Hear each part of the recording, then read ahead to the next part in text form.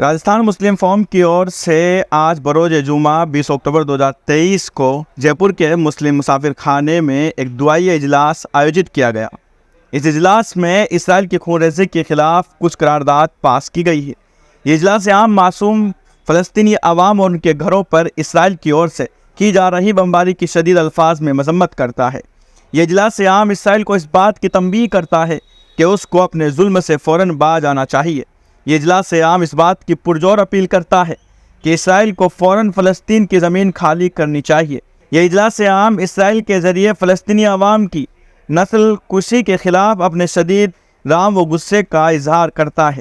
یہ اجلاس عام معصوم فلسطینی بچوں، ہاسپٹل میں بھرتی مریضوں پر اسرائیل کے ذریعے کی جا رہی راکٹ کی بارش بمباری کے خلاف عالمی برادری کو آہان کرتا ہے کہ وہ انسانیت سوچ مجالس کے خلاف اسرائیل سے اپنے رشتے قطع تعلق کرے اور اسرائیل کو عالمی برادری سے الگ تھلگ کیا جائے۔ یہ اجلاس عام دنیا کے تمام ملکوں سے گزارش کرتا ہے کہ وہ اسرائیل کو فوراً سے پیشتر حملے بند کرنے کے لیے پابند کرے۔ یہ اجلاس عام عرب ممالک کو کل مسلم اخوہ پر عمل کرنے کی یاد دہانی کراتا ہے اور معصوم فلسطینی عوام کے ساتھ پوری طاقت سے کھڑے ہونے کی گزارش کرتا ہے۔ یہ اجلاس عام تمام امن و انصاف پسند عوام سے اپیل کرتا ہے کہ وہ اسرائیل کے پروڈکٹ کا بائیکاٹ کرے۔ یہ اجلاس عام دنیا کے تمام ملکوں کو مہاتما گاندھی کے ان الفاظ پر عمل کرنے کی تاکید کرانا چاہتا ہے جس میں مہاتما گاندھی نے کہا تھا کہ جس طرح فرانس فرانسیسیوں کا ہے، انگلینڈ کے رہنے والوں کا ہے، اسی طرح فلسطین کے رہنے والوں کا ہے۔ یہ اجلاس عام موجودہ مرکزی حکومت کو ان الفاظ کو یاد دلاتا ہے جس میں پورو پردھان منتری اٹل بہاری واجپئی نے کہا تھا کہ عربوں کی جس زمین پر اسرائیل قبضہ کر کے بیٹھا ہے وہ زمین اس کو خالی کرنی ہوگی۔ جو فلسطینی ہے ان کے اچت ادھیکاروں کی پرستھاپنا ہونی چاہیے۔ اس لیے موجودہ مرکزی حکومت کو اس موقف کی تائید کرتے ہوئے اپنے ذمہ داری بھرپور طریقے سے نبھانی چاہیے۔ یہ اجلاس عام عالمی برادری سے گزارش کرتا ہے کہ بے زمین نیتنیاہو اور پوری اسرائیل کی حکومت پر عالمی عدالت میں جنگی قوانین کی خلاف ورزی کرنے پر مقدمہ چلائے۔ یہ اجلاس عام فلسطین کے حق میں آواز اٹھانے والے، فلسطین کی زمین پر اس کا حق تسلیم کرنے والے ان تمام اداروں، تنظیموں اور عوام کو تحسین کی نگاہ سے دیکھتا ہے اور ان سے گزارش کرتا ہے کہ اسرائیل پر دباؤ بنائے کہ وہ اپنے ظلم سے باز آئے۔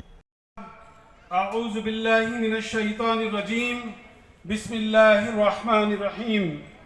دائس پہ تشریف فرما قوم و ملت اور ملک کے رہنماؤں، شہر جے پور کی شہزادیوں اور سامعین، السلام علیکم ورحمۃ اللہ وبرکاتہ۔ یا ایھا الذین آمنوا استعینوا بالصبر والصلاۃ ان اللہ مع الصابرین۔ اے اللہ، ہم تیری اس قرآن کی صورت پہ یقین رکھتے ہیں اور امید ہے کہ انشاءاللہ مظلومین کے ساتھ انصاف ہوگا اور ظالم خاک میں ملے گا انشاءاللہ۔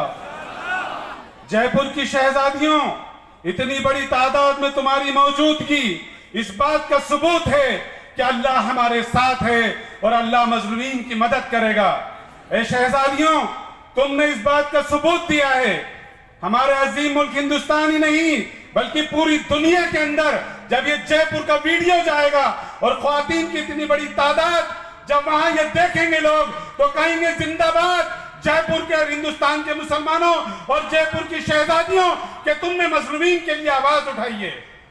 ہم شکر گزار، مشکور اور ممنون ہیں جے پور کے قائد اور جے پور کے ذمہ داران کہ تمہیں لبیک کہا گیا اور چند گھنٹوں کی۔